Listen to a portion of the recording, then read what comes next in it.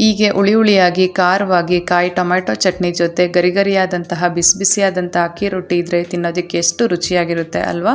ಹಾಗೆ ಮಾಡೋದು ಕೂಡ ತುಂಬಾ ಈಸಿಯಾಗಿ ಸಿಂಪಲ್ಲಾಗಿ ಅರ್ಧ ಗಂಟೆಯಲ್ಲಿ ಈ 2 ರೆಸಿಪಿನ ಮಾಡ್ಕೋಬೋದು. ಇದನ್ನು ಮಾರ್ನಿಂಗ್ ಬ್ರೇಕ್ಫಾಸ್ಟ್ಗೆ ನೈಟ್ ಡಿನ್ನರ್ಗೆ ಮಾಡ್ಕೊಳ್ಳೋದಕ್ಕೆ ತುಂಬಾ ಚೆನ್ನಾಗಿರುತ್ತೆ. ಇದನ್ನು ಮಾಡೋದಕ್ಕಿಂತ ಮುಂಚೆ ಮತ್ತೊಮ್ಮೆ ನಿತಾರ ಕಿಚನ್ಗೆ ಸ್ವಾಗತ. ನಾನಿವತ್ತು ಟೊಮೆಟೊ ಕಾಯಿ ಚಟ್ನಿ ಮಾಡ್ಕೊಳ್ಳೋದಕ್ಕೆ ಅರ್ಧ kg ಆಗುವಷ್ಟು ಕಾಯಿ ಟೊಮೆಟೊ ತೊಗೊಂಡಿದ್ದೀನಿ. ಇದನ್ನು ನೀಟಾಗಿ 2 ಸಲ ವಾಶ್ ಮಾಡಿ ಹೀಗೆ ಕಟ್ ಮಾಡಿ ಇದನ್ನು ಒಂದು ಬಾಣಲಿಗೆ ಸೇರಿಸ್ಕೊತಾ ಇದ್ದೀನಿ. ನಂತರ ಖಾರಕ್ಕೆ 8 ರಿಂದ 10 ಹಸಿಮೆಣಸಿನ್ಕಾಯಿ ಬಳಸ್ಕೊಂಡಿದ್ದೀನಿ. ನಿಮಗೆ ಎಷ್ಟು ಬೇಕೋ ಅಷ್ಟಕ್ಕೆ ಹಾಕೋಬೋದು. ನಂತರ ಇಲ್ಲಿ 2 ಗ್ಲಾಸ್ ಆಗುವಷ್ಟು ನೀರನ್ನ ಸೇರಿಸ್ಕೊಂಡು ಹೀಗೆ ನೀಟಾಗಿ ಒಂದು ಸಲ ಮಿಕ್ಸ್ ಮಾಡಿ ಲಿಡ್ನ ಕ್ಲೋಸ್ ಮಾಡಿ ಟೊಮೆಟೊ ಕಾಯಿನ ಬೇಯಿಸ್ಕೊತೀನಿ. ಬೇಯೋದಕ್ಕೆ ಏನಿಲ್ಲ ಅಂದರೂ ಒಂದು 10 ರಿಂದ 15 ನಿಮಿಷ ತಗೊಳುತ್ತೆ. ಇವಾಗ ಟೊಮೆಟೊ ಕಾಯಿ ಚೆನ್ನಾಗಿ ಬೆಂದಿದೆ. ಇಲ್ಲಿ ನೀರು ಮತ್ತು ಟೊಮೆಟೊ ಕಾಯಿನ ಸಪ್ರೇಟ್ ಮಾಡ್ಕೊತೀನಿ.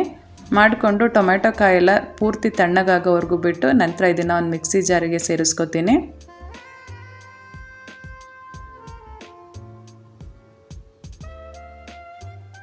ನಂತರ 1 ಸ್ಪೂನ್ ಆಗೋಷ್ಟು ಜೀರಿಗೆ ಸೇರಿಸ್ಕೊತೀನಿ. ನಂತರ ಒಂದು ಚಿಕ್ಕ ಸೈಜ್ ಬೆಳ್ಳುಳ್ಳಿನ ಬಿಡಿಸಿ ಸೇರಿಸ್ಕೊತೀನಿ. ಒಂದು ನಿಂಬೆಹಣ್ಣಿನ ಗಾತ್ರದ ಹುಣಸೆಹಣ್ಣ ಸೇರಿಸ್ಕೊಂಡಿದ್ದೀನಿ. ಹುಳಿ ಟೊಮೆಟೊ ಹಾಕೋದಾದರೆ ಹುಣಸೆಹಣ್ಣು ಬಳಸೋ ಅವಶ್ಯಕತೆ ಇಲ್ಲ. ನಾನಿಲ್ಲಿ ಫಾರಮ್ ಟೊಮೆಟೊ ತೊಗೊಂಡಿರೋದ್ರಿಂದ ಹುಣಸೆಹಣ್ಣ ಬಳಸ್ಕೊಂಡಿದ್ದೀನಿ. ಇಷ್ಟನ್ನು ಹಾಕಿ ನೀಟಾಗಿ ಗ್ರೈಂಡ್ ಮಾಡ್ಕೊತೀನಿ. ಇದನ್ನು ಒಗ್ಗರಣೆ ಮಾಡ್ಕೊಳ್ಳೋದಕ್ಕೆ ಸ್ಟವ್ ಮೇಲೆ ಒಂದು ಬಾಣಲಿ ಇಟ್ಟು ಅದಕ್ಕೆ 2 ಟೇಬಲ್ ಸ್ಪೂನ್ ಆಗುವಷ್ಟು ಎಣ್ಣೆ ಸೇರಿಸ್ಕೊಂಡಿದ್ದೀನಿ. ಎಣ್ಣೆ ಚೆನ್ನಾಗಿ ಬಿಸಿಯಾದ ನಂತರ ಸಾಸಿವೆ, 2 ಒಣಮೆಣಸಿನ್ಕಾಯಿನ ಕಟ್ ಮಾಡಿ ಸೇರಿಸ್ಕೊಂಡಿದ್ದೀನಿ. ನಂತರ ಒಂದು ಈರುಳ್ಳಿನ ಚಿಕ್ಕದಾಗಿ ಕಟ್ ಮಾಡಿ ಸೇರಿಸ್ಕೊಂಡಿದ್ದೀನಿ. ನಂತರ ಇದಕ್ಕೆ ಸ್ವಲ್ಪ ಕರಿಬೇವಿನ ಸೊಪ್ಪು ಹಾಕ್ಕೊಂಡು ಮೀಡಿಯಮ್ ಫ್ಲೇಮ್ ಮಾಡಿಕೊಂಡು ಹಸಿ ಸ್ಮೆಲ್ಲೆಲ್ಲ ಹೋಗೋವರೆಗೂ ಈರುಳ್ಳಿನ ಚೆನ್ನಾಗಿ ಫ್ರೈ ಮಾಡ್ಕೋಬೇಕು.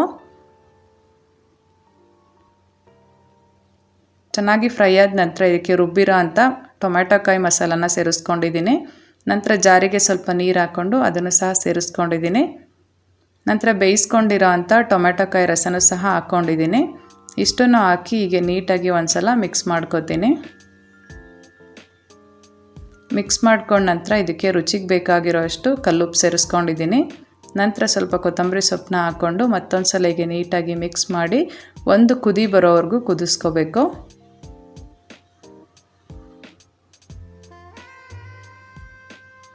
ಇವಾಗ ಚೆನ್ನಾಗಿ ಕುದೀತಾ ಇದೆ. ಟೊಮೆಟೊ ಕಾಯಿ ಚಟ್ನಿ ರೆಡಿಯಾಗಿದೆ. ಇದನ್ನು 1 ವಾರ ಫ್ರಿಡ್ಜಲ್ಲಿಟ್ಟು ಬೇಕು ಅಂದಾಗ ಬಳಸ್ಕೋಬೋದು, ಚೆನ್ನಾಗಿರುತ್ತೆ. ನಂತರ ಅಕ್ಕಿ ರೊಟ್ಟಿನ ಮಾಡ್ಕೊಳ್ಳೋದಕ್ಕೆ ಒಂದು ಜಾರಿಗೆ 1 ಕಪ್ ಆಗುವಷ್ಟು ಅಕ್ಕಿ ಹಿಟ್ಟು ಸೇರಿಸ್ಕೊಂಡಿದ್ದೀನಿ. ನಂತರ ರುಚಿಗೆ ಬೇಕಾಗಿರೋ ಅಷ್ಟು ಉಪ್ಪು ಸೇರಿಸ್ಕೊಂಡಿದ್ದೀನಿ. ನಂತರ ಒಂದು ಅರ್ಧ ಗ್ಲಾಸ್ ಆಗುವಷ್ಟು ನೀರನ್ನ ಸೇರಿಸ್ಕೊಂಡು ನೀಟಾಗಿ ಇದನ್ನು ಗ್ರೈಂಡ್ ಮಾಡ್ಕೊತೀನಿ.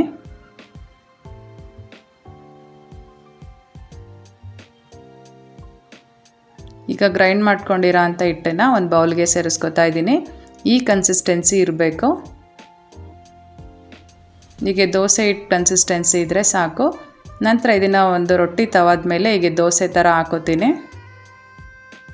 ಇದನ್ನು ಬಳಿಯ ರೊಟ್ಟಿ ಅಂತಲೂ ಕರೀತಾರೆ, ಕೈಯಲ್ಲೂ ಬಳಿತಾರೆ. ನಾನು ಹೀಗೆ ಸಿಂಪಲ್ಲಾಗಿ ದೋಸೆ ಥರ ಸೌಟಲ್ಲೇ ಹಾಕ್ಕೊಂಡಿದ್ದೀನಿ.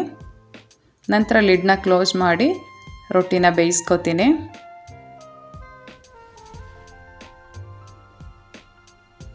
ಒಂದು ಸೈಡ್ ಬೇಯಿಸ್ಕೊಂಡ್ರೆ ಸಾಕು. ಲಿಡ್ನ ಕ್ಲೋಸ್ ಮಾಡಿ ಬೇಯಿಸ್ಕೊಳ್ಳೋದ್ರಿಂದ ಮೇಲೂ ಸಹ ಚೆನ್ನಾಗಿ ಬೆಂದಿರುತ್ತೆ. ಮಡಿಸಿ ಬೇಯಿಸ್ಕೋಬೇಕು ಅನ್ನೋ ಥರ ಏನಿರೋದಿಲ್ಲ.